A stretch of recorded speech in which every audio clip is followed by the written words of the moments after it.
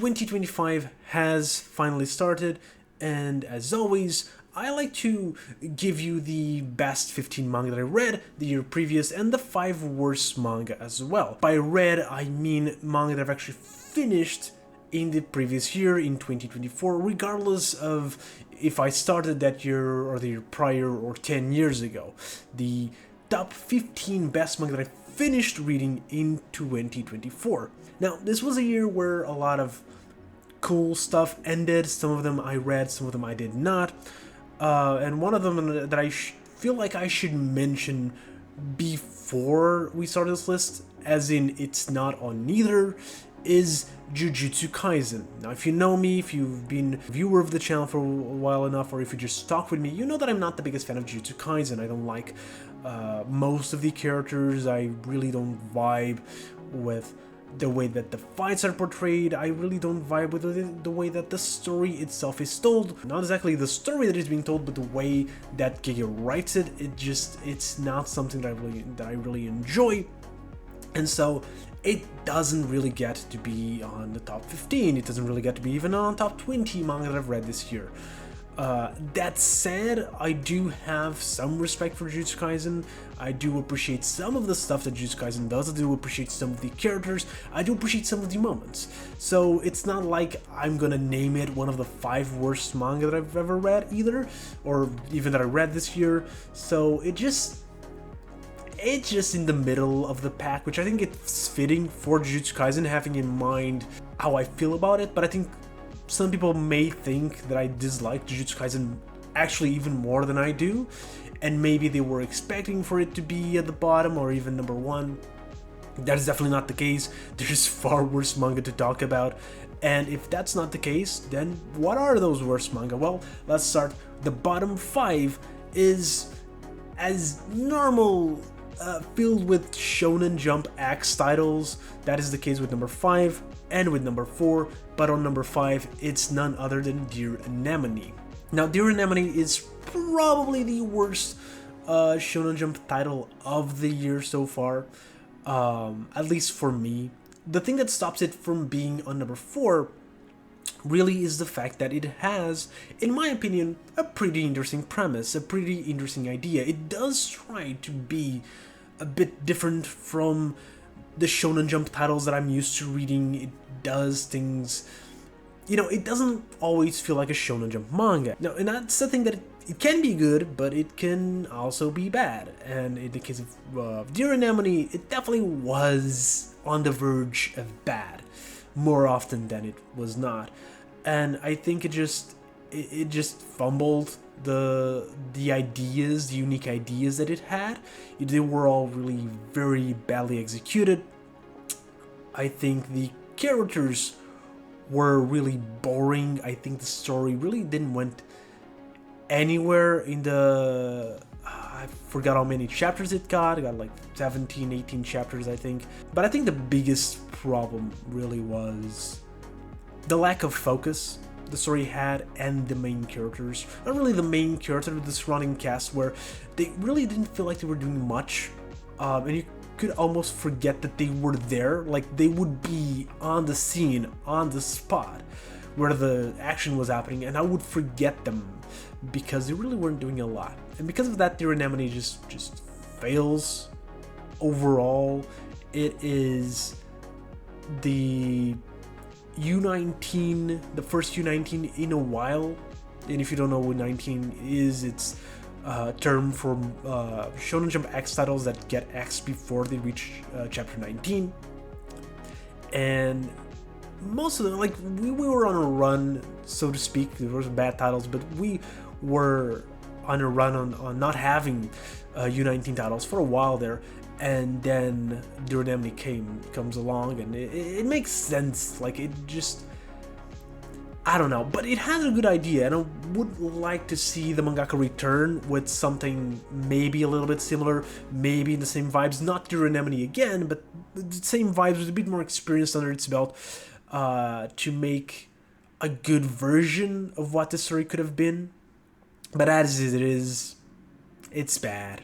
Number 4, it's another Shonen Jump X title, and it's Shadow Eliminators. Now, the thing that puts Shadow Eliminators on number 4 and not above the Anemone, in my opinion, is that even though I do believe it may actually have the better story of the two, in terms of just the genuine story that you're reading, it's also like the less unique of both. Like, it doesn't do anything that it's new, it doesn't do anything that is actually interesting. Like, most of the ideas that you see in Shadow Eliminators, you've seen in other titles, even other cancelled titles, like Doron Dororon, most notably Phantom Seer, and then obviously in Muyo and Roji from the 2000s, Jujutsu Kaisen, you kind of see a lot of like those ideas. At this point with Shadow Eliminators, where we had so many Exorcist manga, a lot of people just already hated the concept of Shadow Eliminators before the manga even came out, and the quality of the manga was bad. I mean, compared to a lot of even the other X titles like Phantom Seer, it was worse than that, and obviously it would never survive if better manga did not. I think the main problems with it, besides, you know, the paneling was pretty bad. I think I mentioned that on my video that I did about Shadow Eliminators in the first chapter. The action just lacks impact, and I think part of the reason is the paneling just doesn't let the action breathe, and because of that, a battle shonen where the action doesn't have any impact, it's gonna fail. And then I think the relationship between the two main characters was really bad, and that to me is just a big nail on the coffin. Normally, one of the things that I really enjoy about manga are the main characters, or just the characters, the cast, and the way that they interact with each other. So if it fails at that, that is already a big step on me disconnecting with the story. And so Shadow Eliminators just fail in a lot of ways. And on top of that, was just really boring and interesting, and it's just tackling on something that's been done repeatedly in the magazine over the last couple of years. Not even counting the times that it was done before these last couple of years, just in the history of the magazine. So yeah, number 4. Bottom 3 is a bit of a weird one. It's M, the one-shot collection by the mangaka that did Ease and Video Girl I and Zetman. And what M is kind of like this one-shot collection. That's why it's on the list, because I normally don't put one-shots, but I put one-shots collections. And the thing is, it's kind of not really a one-shot collection. The one-shots, like, there's 3 one-shots. One of them is a color spread that I legitimately believed it was part of the main one-shot, M, but turns out no, it's a one-shot. It's considered to be a different story. It's a double spread. And then the last one is a really weird, very important 6-page one-shot. And even the main shot, M, is very graphic. It's not hentai, but it is very graphic, as you'd expect from titles like Video Girl I. If you've read all of that, it just has like some of the parts that do appear in that manga. They're very sexual, and this manga, this one shot, just mainly that. The main idea of it is that this guy gets a relationship with a woman, with a girl that he really likes, but they can't have sex. And so this is just like a tease fetish of some sorts. And then it just ends in a weirdly confusing way that you're gonna have to pick and have to deliver your own interpretation of the ending, I guess. But I feel like that's not the point. I feel like there was something that the author was trying to tell that just gets lost in the execution. And it's overall, it's just a fetish. It feels like a fetish one shot. The 6-page one is even worse so than that. And it's not like I don't like erotic stories, because I read them for a reason. It's because when they are well done, I do tend to enjoy them, and we're gonna see, I think, one of them in the top 15. We'll talk about that when we get there. But generally when they fail really badly, and I think that's the case with them. On number 2, if you think we're over Shonen Jump X titles, we are not. It's Ends. Ends is a 2010 Shonen Jump X title that I read for the podcast Shonen Flop. That's a podcast where they talk about a bunch of Shonen Jump, and not just Shonen Jump, but a bunch of X titles. Each episode they talk about one, and they generally bring a guest, and I was the guest for Ends. Ends is a one-shot is a manga about volleyball that lasted 10 chapters, which even for Shonen Jump, it's really, really short. The shortest cancellation that they have, at least that I know of, is 9 chapters. So this was just a little bit above that. It's bad. I think it had one joke that I really, really enjoyed, and everything else is just so bafflingly bad. The main character, the relationship between the main character and volleyball, where he absolutely hates it, but doesn't understand why he hates it, doesn't know anything about baseball, about volleyball. They just, the execution of the sport parts, which barely even are featured in the manga. The other characters, the jokes are really, really bad, and everything is just kind of like painful. But one joke, there was just one joke on the second or third chapter that was really, really funny. And if you check the podcast, we do talk about that, and I'm gonna leave the link in the description. But everything else it was cringingly bad. Like one of those manga where it's not just like this one sucks. It's just like, how? Why are you even like writing at this level?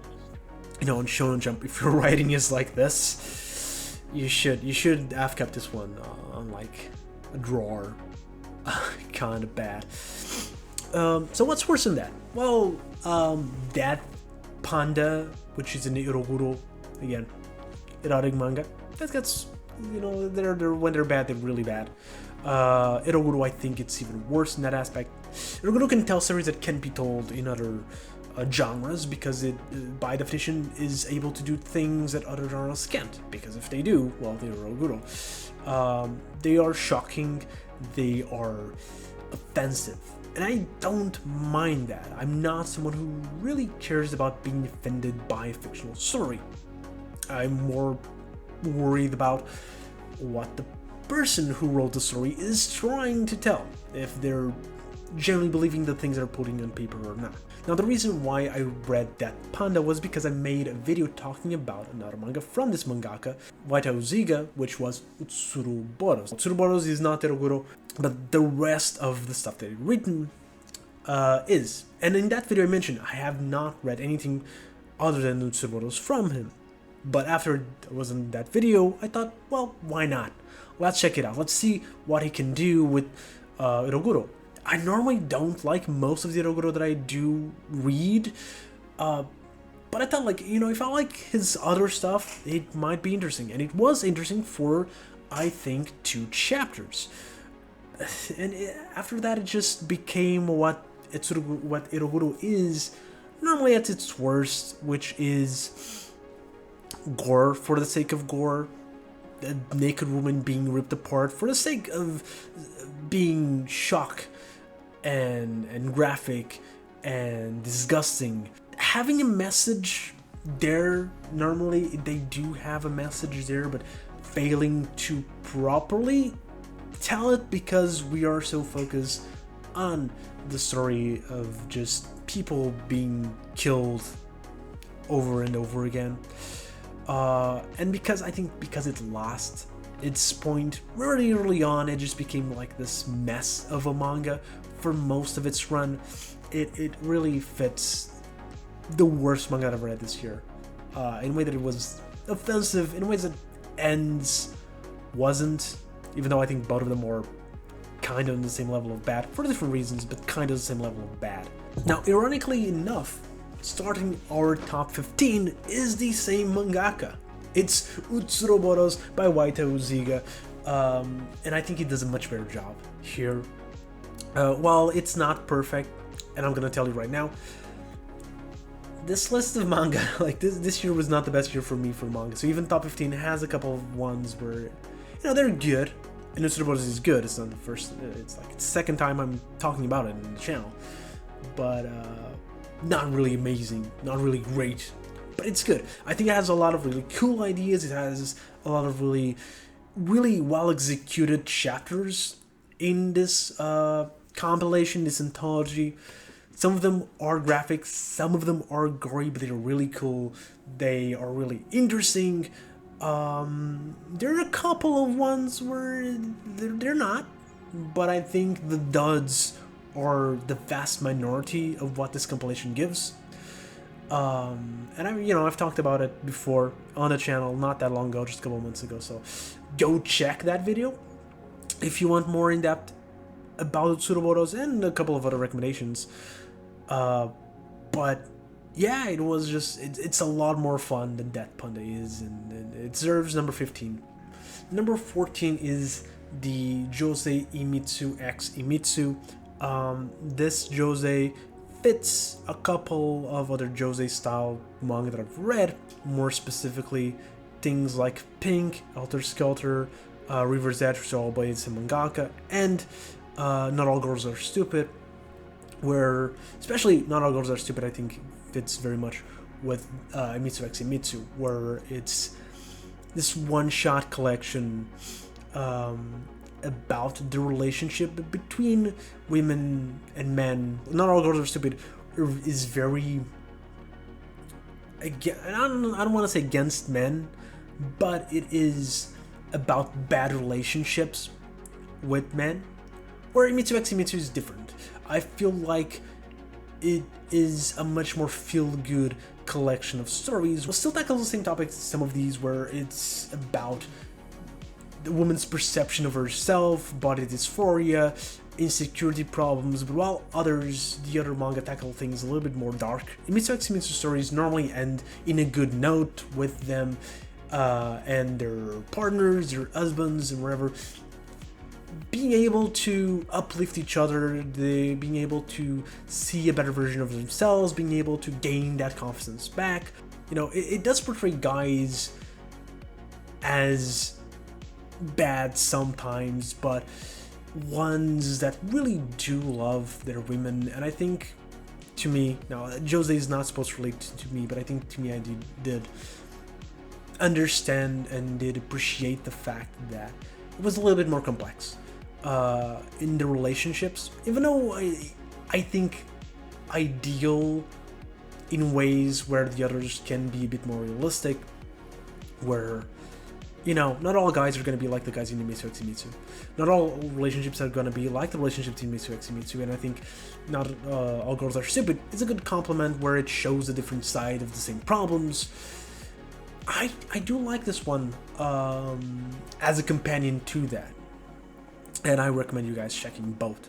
I think the other one was on the top 15 of 2023, if I'm not wrong. It was a really good one as well. On number 13, the bad luck number, there's a horror manga as well. It's Dashiki Hona by the mangaka of one of my favorite horror manga of all time, Dragon's Head. Now, Dragon's Head is special, I think, to me in its execution, because it is the only one manga that really legitimately made me feel fear, which is not easy to pull in a written medium. I love Stephen King, and I can tell you that he has not been able to do it really in any of the 10 or so books I read from him. I do enjoy his stories, but to fear them, not really. And Dragon Head is kind of like, I think, the only one written fictional story that I've read that just hit me on that level. So I was kind of pumped to read something else by the mangaka, another horror story by the mangaka. And I think Dashiki Hona succeeds, although not at the same level of Dragon's Head. It is unnerving, it is scary, it is a manga that at the time it was released, which was before Dragon Head, it was in the 90s, was well received among Japanese people because it was genuinely creepy. It's about a woman stalker that finds her way into the main character's house. The reason why it's not higher is because I think the ending of the manga fails. I don't think the manga does enough. It was cut short, it ends abruptly. It could have done a lot more with the story than it did. I don't know if that was because, you know, the magazine cut it short, or if it was he really just generally just wrote it as is and wanted to leave that open-ended ending. But I would love to see more of it. I think it's short, I think it doesn't do enough, but what it does, it's really, really good. And it just shows why he's so great. It shows how he was able to eventually write a story like Dragonhead, which was much bigger and cooler, I'd say. But it's definitely one that I recommend for sure. On number 12, we are back to Shonen Jump X titles, and we're going to be talking about a couple of ones in here. The first one is Martial Master Asumi MMA. This is by the same mangaka who did Inomaru Zumo, which I'd never actually read, but I do want to read it after reading Martial Master Asumi. It is just so good. I don't understand why it was canceled. Now, maybe I like, wrestling a lot, and MMA, is not wrestling. They're different stuff. But I really like the storytelling of wrestling, storytelling of WWE, which is mostly what I watch. And I think Martial Master Asumi tapped on that, where it did build up those stories like you see in stuff like WWE. And I'm sure you also stuff like MMA, like UFC, you kind of probably have also that build up. But it does remind me of that, and I really loved the storytelling. I really love the characters, especially the main two, and I really wanted to see them grow and become better. And I was really invested into the relationship between the main character Asumi and his brother. Everything about the story was eye-catching, it was engaging, it was really cool, but then it was cut short. And when that happens, these manga are always gonna fall because it's an incomplete story.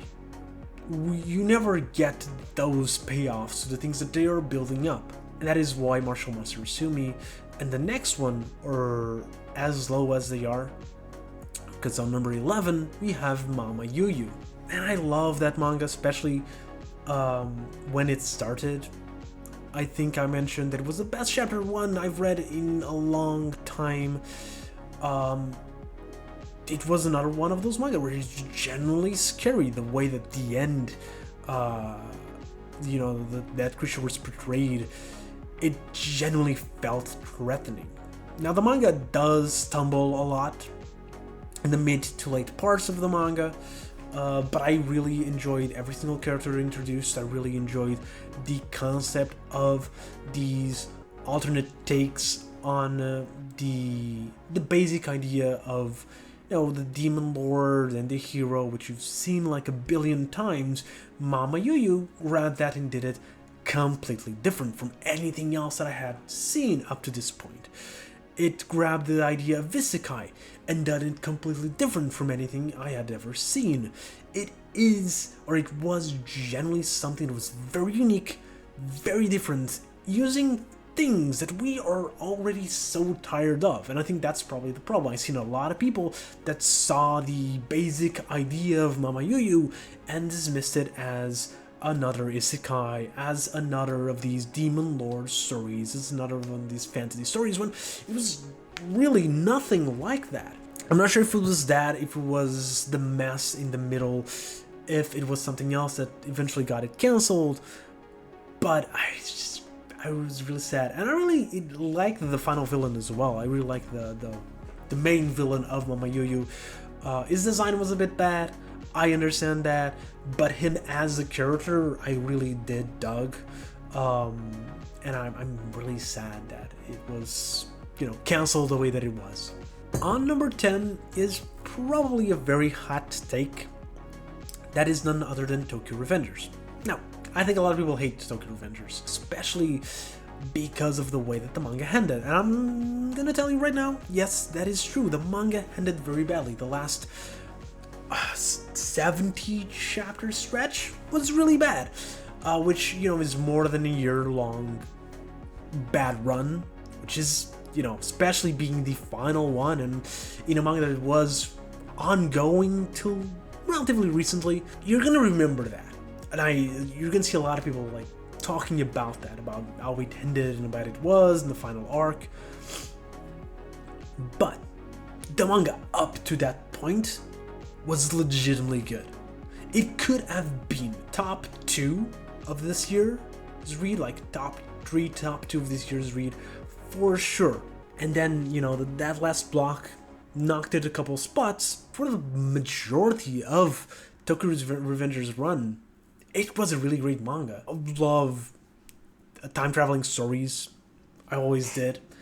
And I think Tokuro Revengers does it well.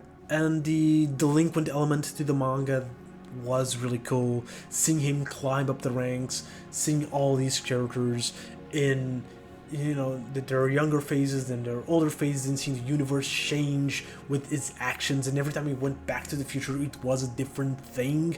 And then he went back to the past, and it was really cool. All these loops and how it changed.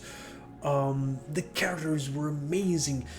And I know a lot of people don't like the way that the main villain died. I think was really fucking cool. And it's just such a cool manga with a perfect ending. It really generally had a perfect ending there. I think around chapter 200 or something. It really had like this full closure. Everything is cool. Everything is nice. We done it all. It's time to wrap up, and it's beautiful and it's emotional, and they, you know, the mangaka ruined it by continuing the manga past that point. But that does not mean that there isn't a 9 out of 10 manga in here. You just cut it, the final, you know, 80 chapters, 70 chapters, whatever it was, and you have like a 10, generally, not a 10 out of 10, I won't say that, but a 9 to a 9.5 out of 10 manga, you generally do have it here. That is sadly tarnished by the last book, by the last arc, which is that a lot of things that didn't make sense in the story. Ruined characters that did not need to be ruined. It prolonged the story past what it needed to be prolonged. But, again, the majority of the manga, amazing. And because of that, I think it does deserve a spot on the top 10 best manga to read, at least this year. Or the previous year. So on number 9, we have a classic that I've only read this year, and that is Tommy by Junji Ito. Now, I don't remember most mangaka, that's why I'm not saying their names, but I do remember Junji Ito, because he's Junji Ito. We all remember Junji Ito. Tommy is his first work, and I gotta say, I think, especially the first half of Tommy, it may just be his best. The second half does fall into classic Junji Ito, like modern Junji Ito, which is very formulaic. It's good, it's interesting, it's cool to look at. I like Junji Ito, but he's not really among my favorite mangaka because I think he's very formulaic. And second half of Tommy does fall into that, but the first half especially sees Junji Ito trying to find himself in that way. It does allow him to tell stories that wouldn't tell otherwise, that wouldn't tell now, but I think they're just pretty good. Character of Tommy just coming back over and over and over again. It's cool. As a monster, as a genuine threat, Tommy feels evil and you can't get rid of her. That's a really good premise for a horror manga. And I think especially the way that it builds up early on, culminating on that story where she is in the cave and they're like, isn't really her. I don't want to spoil too much, but that story where it's also like where you have that page of like big head on the door, like culminating there. It's such a really good manga. Everything else is extra. Everything else is fun, extra, Tommy. It's not like Tokuro Revengers where you have this pitch perfect ending and then everything else sucks. It's a manga where it has a really good ending, but the extra content is pretty fucking good as well. It's interesting to read, it's fun, it's Tommy still. It's just not as good, and it just doesn't deliver with as cool as an ending as that spot. But overall, it's pretty fun. And if you haven't read it, it's a relatively short manga to read, and you can see the evolution of Junji Ito from beginning to end because it was written in the course of, I think, like 20 years. And you can see that him evolving and going back to the character and changing and writing, and it's just a fun read. It's a fun read, you should go check it out. On number 8, we have White Troika by Hideki Mizuno. Now, Hideki Mizuno is essentially the first female mangaka normally named. She was an assistant of Osamu Tezuka. You can tell that by her art style. She also wrote Fire, which is normally considered to be a very important classic of shoujo manga. White Troika is also talked about that, kind in the same level. It's this classic 70s shoujo manga, kind of like predating what the genre would be in the next couple of years. It's pretty good. If you like that kind of story, if you like those dramatic romances, 16th century, 18th century, whatever, you know, Europe style stories that you see a lot in other stories at the time in shoujo. If you like that, White Troika, I think will be something that you enjoy. I don't have a lot to say about White Troika. I am sorry. So I'm gonna move to number 7, which is Green Green Greens. Now, Green Green Greens is a manga that actually is another Axe Shonen Jump manga. The reason why it's so high is because I really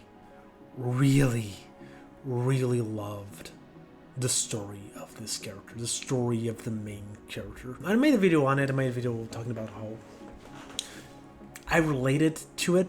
It reminded me of me with YouTube, which is weird because, you know, it's a golfing manga, but the way that the character goes about and talks about and feels about golfing, the way that he needs to be his best, and for the first time finds a passion, which I think was what happened with me with YouTube, where I never felt like something I really wanted to do until I started these videos. And it just tapped onto that, just tapped on the heart, you know, just was heartfelt, and I just really loved that element, because it gave Green Greens a passion that I think Beast Children, the previous manga by the same mangaka, just lacked. And a lot of these Axe titles just lack that passion for something.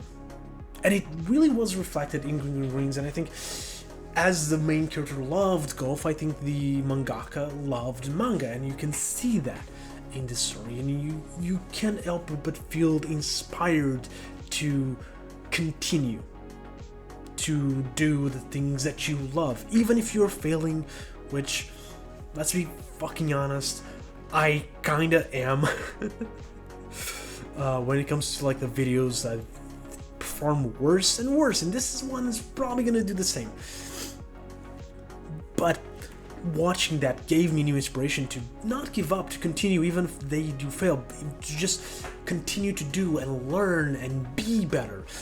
And once I'm better, then surely, hopefully, things will be better. And if they're not, at the very end, I at least know that I've done my best.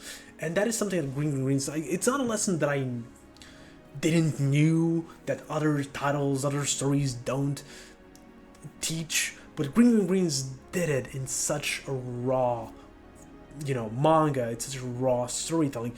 And the fact that it was a manga that was cancelled, a manga that didn't achieve its dreams the same way that, you know, I was gonna say the character didn't, but I'm pretty sure he did, because the first chapter tells that. But the fact that the manga didn't achieve success, the fact that it was cancelled, the fact that the mangaka himself didn't achieve the dreams but still continues to try his best, really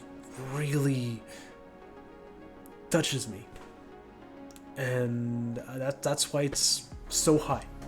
Number 6 is another shoujo. I have a little bit more to say about this one. It's Saint Rosalind, which is around the same era. It's a horror manga with a genuinely evil children character.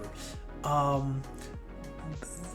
child, a really like small child that absolutely kills everyone in...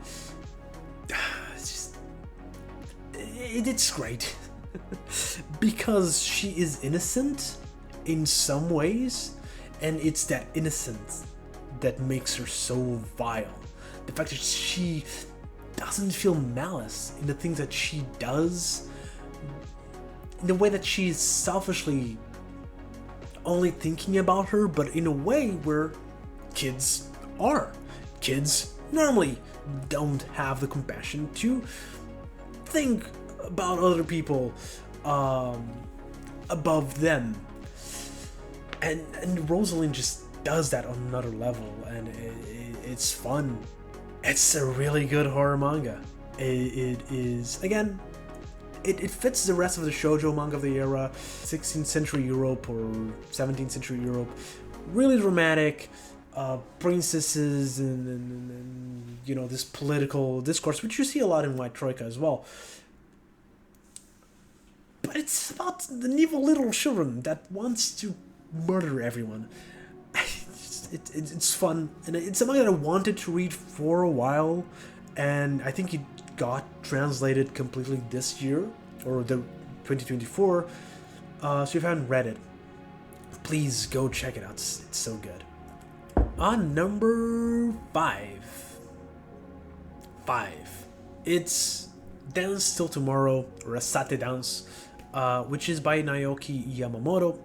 This is a mangaka that I've read a couple of things from, and is a mangaka that I really enjoy the stories that he tells. Now, he's a mangaka that's mostly known, and if you read Dance Till Tomorrow, the blurs, you know, at the side of the covers and everything that they tell you, he's considered to be kind of like the most erotic mangaka at the time, and you can tell that a lot of his one-shots and one-shot compilations are basically hentai, but his longer stories normally tend to actually have really engaging stories in between all the sex, which will most definitely happen.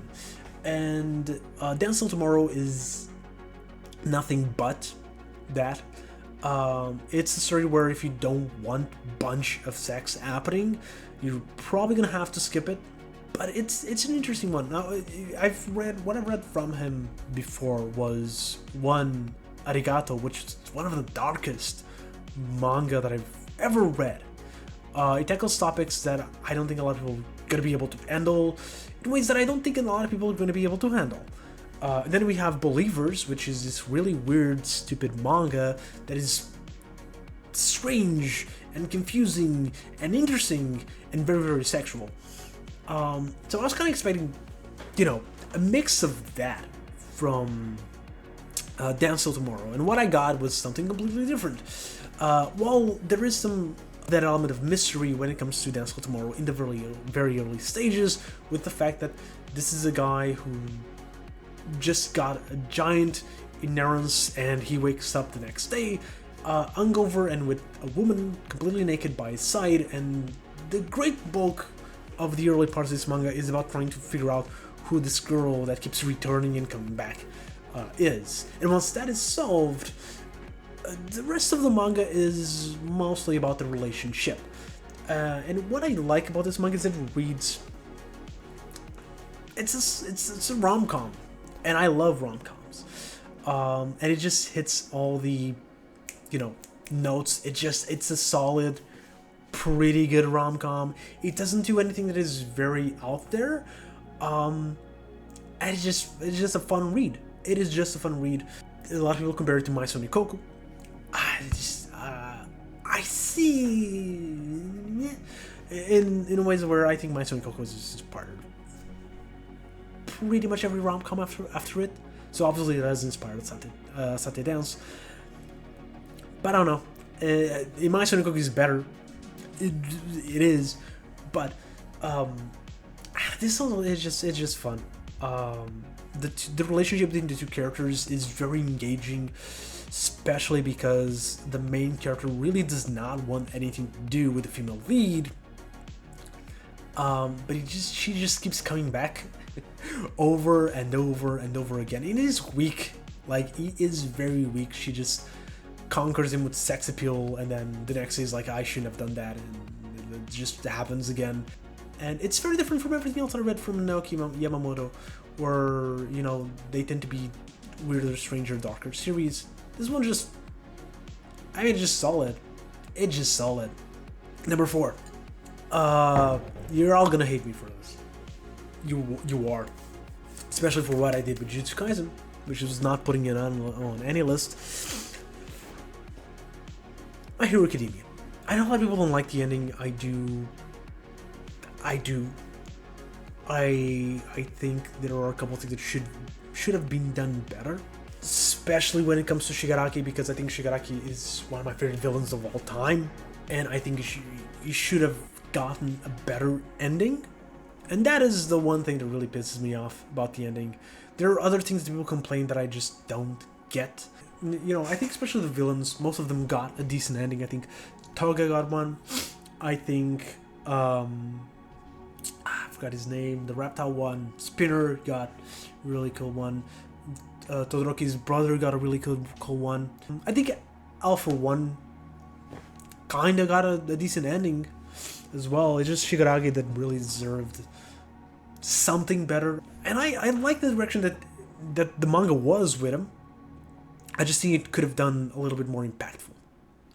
But other than that, like, the rest of the manga, when we take the manga as a whole, which is what I do, it's really good. Especially, I think the later half of the manga is just stacked. From that All for One versus One for All fight, when they were rescuing Bakugo, I think the manga just bap. It is so good after that. After that, and you know, that moment was amazing. That was the moment that really made My Hero Academia like a manga that I really enjoyed. Because up to that point, it was fun. You know, it's good, it's fun, it has really cool moments. But it just, after that, I think everything else was just great. I was really, really invested in the adult characters, in the adult cast, and, you know, the politics of the world. Did it do everything perfectly? Maybe not. But I think for the most part, these characters got the ending that I enjoyed, and overall, I think the manga just has some really cool moments, some amazing arcs. That you know, it's one of the greats. It will probably go down as one of the greats, but it's not the greatest battle shonen ever. And on number 3 is one that is arguably one of them, and that is Dragon Ball. Now, this was the year where I finally read the manga of Dragon Ball from beginning to end. Now, that was not the first time that I've seen Dragon Ball. I grew up with the anime. I grew up watching the original Dragon Ball Z, Dragon Ball GT. I spent my teen years playing the Budokai Tenkaichi games, 1, 2, 3, a bit of the Budokai 3 as well. I didn't like that one. So, I always liked Dragon Ball, but last year and the year before, because it started in 2023, was the year where I started reading Dragon Ball. Now, the thing that really hit me is that Toriyama passed away while I was reading Dragon Ball. I had just finished reading the original portion of Dragon Ball, and I was working on a video and made a video, published it. I think it was a week, maybe, or 2 weeks after I published the video that the news of Toriyama passing were released, and I went back to finish Dragon Ball Z, and it's just different now reading the rest of the manga with the fact that Toriyama just passed away. And I think it hit me. It was gonna hit me because it is not only one of the greatest mangaka of all time, it's the mangaka that has written one of the stories that I grew up with. I was playing Dragon Ball when I was a kid, before I knew what anime was, before I cared about any other story. Dragon Ball was one of the first. So it's always gonna hit me. But the fact that he passed away while I was revisiting his works, while I was reading Dragon Ball, it hit in a very different way, in a much more powerful way. But, you know, I didn't want that to change my perception of what the manga was, of what the story that it was telling was.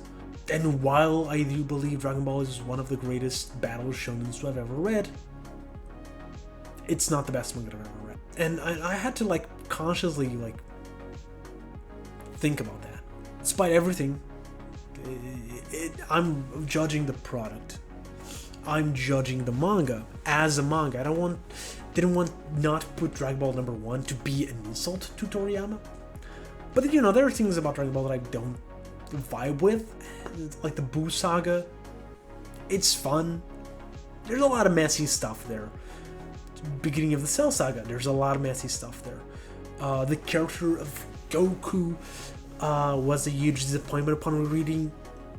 In the sense of, I do think the best part of the original Dragon Ball was Goku. I think he sells that manga. I think he's great. He's an amazing character. I love him to bits. Once we get into the Z portion, I think a lot of what made Goku so cool in the original is removed, or at the very least, you know, diminished. And it makes sense, he's an adult now. There's a lot of things, you know, he grew up. He has changed. He has grown. But I think the grown-up version is not as interesting, is not as fun, is not as cool. That's probably gonna have people punch me in the face, but I think what sells Z is characters like Krillin, Gohan, Vegeta, Hercules, actually, or is the sidecast that does a lot of the selling that makes Dragon Ball Z the beast that it is. Whereas Dragon Ball, even though it had amazing sidecasts as well, Goku was what sold it for me. And because that, I don't believe like Dragon Ball is a 10 out of 10 manga, but I think there's a really good stuff in it. It is fun in ways that I don't remember. I didn't remember. Like, I was reading Fairy Tail. I remember reading Fairy Tail in my college years, and thinking like the story is really badly structured as a build-up to the next thing, in ways where Naruto, Bleach, One Piece kinda aren't. Well, Bleach, depends. But, and I was thinking like, Dragon Ball is kind of the same, right? You just have like Frieza, and then it's Cell, and then it's Boo, and it's just written like, not even thinking about the next chapter. But I think Toriyama knew how to do that in a very fun way, where even if you are aware and you can tell that the story wasn't planned at all, and there was a lot of messy stuff, it's always like enjoyable, it's always fun, it's always Dragon Ball. There's a talent there that not many people could pull off. And I think that's part of why Dragon Ball is the success that it is because Toriyama knew how to pivot and evolve and change and just build stuff that even if he doesn't really remember, it's still good. Even at its worst state, it's still somehow good. I think the first 25 chapters of Dragon Ball are super underrated. I think they are some of the best things in Dragon Ball, just in general. Those first 25 chapters, the sense of adventure is so good. I think the tournament of Tenshin Han is really great. I think he's a great character that was really underused. I think the King Piccolo arc is amazing. It's probably my favorite arc in Dragon Ball. And then we evolve into Z, and you know, the storytelling of Gohan with Cell is amazing. The entire Frieza saga is really, really good. The stakes are always high. And the Bull Saga, for all that it is so ridiculous. That is generally like fun. It's funny, it's stupid, it's enjoyable to read. And it's over the top. It feels like, in some ways, like you're going back to the comedic roots of the earlier Dragon Ball phases. There's things to be said in each and every arc of Dragon Ball, but I've also enjoyed each and every arc of Dragon Ball. Now, it feels weird ranking this one above Dragon Ball number 2. It's a very different kind of manga. I'm not comparing them, let's just say. It's above because they need to be in order. But that is A Life Turned Upside Down. My Dad's an Alcoholic. What this manga is a real life storytelling of the mangaka's own past, in this vein very similar to My Lesbian Experience with Loneliness. If you read that manga, and that's a really, really good manga that you should read. This feels very similar. And it's kind of like, you can compare them a lot because the covers are similar, the art style in ways are similar, they tackle about kind of like the same things.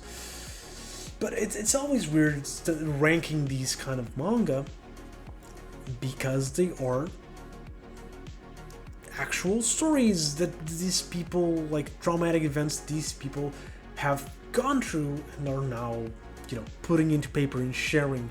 They're really good stories to read because they let you see not only other people's lives in ways that you normally can't, but also how these people react and why they make actions, like certain actions, how they feel about certain events in ways that you normally can't, especially like these traumatic events. And as a father, as I was gonna say new father, having a 1-year-old kid, obviously, I haven't reached the phase of being a dad the way where my kids are the age she was when she's telling these events. But as a father, now there's a whole different level of understanding these kind of stories, of understanding how our acts can affect our kids. There's a whole different level of sympathy and connection and even hate towards the characters on page when you know that this is something that a dad did. This is something that a child is been through. My throat hurts. Let's talk about number 1. Number 1 is the first manga that I finished this year, and I think when I finished it, I said it's probably gonna be number 1, and it was. That is Delicious in Dungeon. Now, Delicious in Dungeon had an amazing year in general. I think most people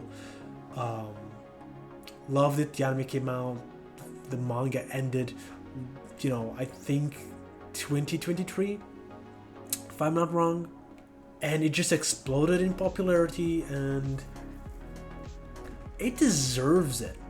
It really does deserve it. The cast is amazing, the art is amazing, the stories, the lore of the world building is probably one of the best world buildings I've seen, and the way that it evolves and grows, the way that it starts simple, where it's fun because it uses a lot of those elements from role-playing games into the story and tries to explain it in its own terms, in its own lore, and then there's like all of this Solitary Gourmet. If you read that manga, which I started but didn't finish, but if you read Solitary Gourmet, it does have a lot of those elements of like the food and where it came from, and just having a slice of life feel good moments, especially early on. But then the way it evolves past that in the later half, the way that it builds upon, the way that in things that were on the manga before, because the plot was always serious. The plot was always about going back and saving this lost crewmate who may actually be dead. But the way the manga turns in the second half, I don't want to spoil much. The way that it not only turns and becomes darker and more serious, but it also not at the same time. Like these characters, the things that you loved about the first half, the comedic elements that you loved about the first half, that character relationship in the cast that is so genuinely good, it stays there. It doesn't go anywhere. These characters are as stupid early on as they are later on, and it's just so much fun. Even as, you know, the stories, like the personalities of these characters, the backstory of these characters kind of like revealed and peeled back, and you get to know them so much better than you did early on, but you understand why they do things now, but it's still funny. It's still really funny when it wants to be, and it's genuinely disturbing and dark when it wants to be, and it is so well done that it never feels out of place. And the growth, the evolution of the story never feels like a gotcha twist, in the same way of something like a Medaka box does, where you're reading the manga and it's kind of like, okay, I don't see where this is coming, and then the manga shifts gears and changes genres and it pulls the rug under you, and it never feels like that with Licious in Dungeon. It just feels like the story just builds step by step by step until you are in a different level, and I think that's really fucking great. It's one of the best manga I've ever read, and without a doubt the best manga I've read this year. It's getting tons and tons of praise, so you probably have heard of it, you probably have read it, you probably have watched the anime, but if you have not, go do it, because it is amazing. And that is the list. I hope you stayed. I hope this thing is recorded. It's recorded for 1 hour and 17 minutes. I don't know how long the video is actually going to be, but that's the longest I've ever recorded one of these. If you watched it through here, thank you very much, and I'll see you next video.